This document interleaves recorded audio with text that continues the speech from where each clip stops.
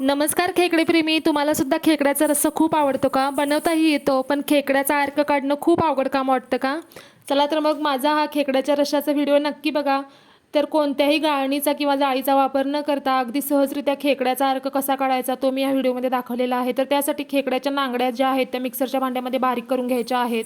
त्याच्यानंतर ही बारीक केलेली पेस्ट एका बाउलमध्ये किंवा भांड्यामध्ये काढून घ्या आणि त्याच्यामध्ये थोडं गरम केलेलं पाणी होतं. तर गरम पाण्यानं काय होतं, खेकड्याचा जो अर्क आहे तो पटकन नांगड्यामधून बाहेर निघला जातो आणि तो पाण्यामध्ये मिक्स होतो आणि ज्या कवच्या आहेत त्या तळालाच राहिल्या जातात. तर गरम पाणी टाकून चमच्यानं अशा प्रकारे हलवू शकता किंवा हातानं सुद्धा तुम्ही त्याला असं हलवून घेऊ शकता.